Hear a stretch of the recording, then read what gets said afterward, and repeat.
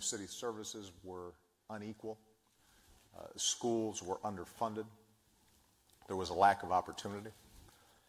And for 3 years, I tried to do something about it. And I am the first to acknowledge that I did not set the world on fire, nor did I transform these communities in any significant way, although we did some good things. But it did change me.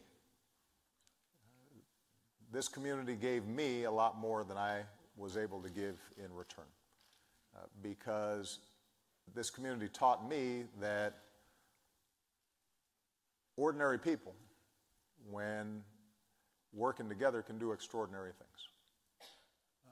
This community taught me that everybody has a story to tell that is important. This experience taught me that beneath the surface differences of people, that there were common hopes and common dreams and common aspirations, common values that stitched us together as Americans. And so even though I, after 3 years, left for law school, the lessons that had been taught to me here as an organizer are ones that stayed with me and effectively gave me the foundation for my subsequent political career and the themes that I would talk about as a state legislator and as a U.S. Senator and ultimately as President of the United States. Now, I tell you that history because on the back end now of my presidency, now that it's completed, I'm spending a lot of time thinking about what is the most important thing I can do for my next job. And what I'm convinced of is that although there are all kinds of issues that I care about and all kinds of issues that I intend to work on, the single most important thing I can do is to help in any way I can prepare the next generation of leadership to take up the baton and to take their own crack at changing the world. Because the one thing that I'm absolutely convinced of is that, yes, we confront a whole range of challenges, from economic inequality and lack of opportunity to a criminal justice system that too often is skewed in ways that are unproductive, to climate change, to issues related to violence. All those problems are serious, they're daunting, but they're not insoluble. What is preventing us from tackling them and making more progress really has to do with our politics and our civic life. It has to do with the fact that because of things like political gerrymandering, our parties have moved further and further apart, and it's harder and harder to find common ground.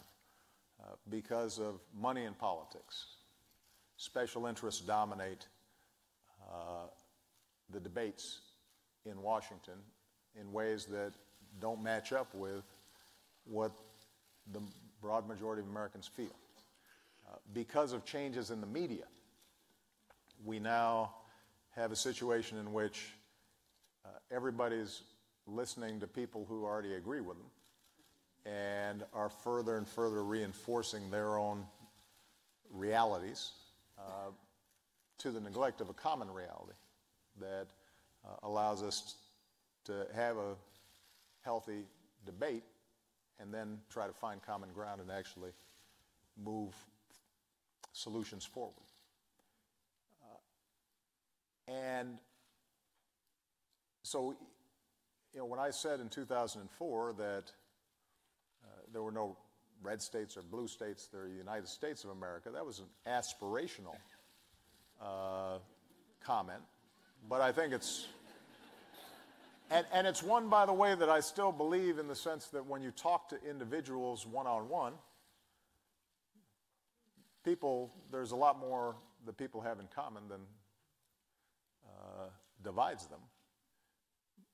But obviously it's not true when it comes to our politics and our civic life. And maybe more pernicious is the fact that people just aren't involved. They get cynical and they give up. And as a consequence, we have some of the lowest voting rates of any advanced democracy, and low participation rates then translate into a further gap between who's governing us and what we believe. The only folks who are going to be able to solve that problem are going to be young people, the next generation. And I have been encouraged everywhere I go in the United States, but also everywhere around the world, to see how sharp and astute and tolerant and thoughtful and entrepreneurial our young people are. A lot more sophisticated than I was at their age. And so the question then becomes, what are the ways in which we can create pathways for them to take leadership, for them to get involved? Are there ways in which we can knock down some of the barriers that are discouraging young people about a life of service? And if there are, I want to work with them to knock down those barriers and to get this next generation in, just to accelerate their move towards leadership. Because if that happens, I think we're going to be just fine. And I end up being incredibly optimistic. So, with that, what I'd like to do is to have our panelists here today each tell us a little bit about themselves. And what I've asked them ahead of time, and I did give them the question ahead of time, I asked them to describe for me what it is that they see among their peers that they think discourages voting, participation, paying attention to some of the issues, getting involved. Or do they have some immediate suggestions of the kinds of things that would get young people more involved and engaged and discover their voices? Once we've gone through the entire panel, then we're just going to open it up and we're going to see how it works. And hopefully it will be interesting. I'll find it interesting. Hopefully you find it interesting. All right? So we're going to start with Kelsey. Thank you, Mr. President, and good morning, everyone. It is an absolute honor to be here with you all. My name is Kelsey. I'm a senior at Loyola University of Chicago, where I've spent the last 4 years studying marketing with minors in sociology and leadership studies. I've had the pleasure of being very involved on Loyola's campus with a number of different things going on. I'm looking forward to graduating in less than 2 weeks and pursuing my master's in higher education and student affairs. And I think to answer your question, my passion for working with college students does stem from the ability to work with activists and to work with community engagement, and really understanding that college students during that transformative time is the opportunity for students to learn about these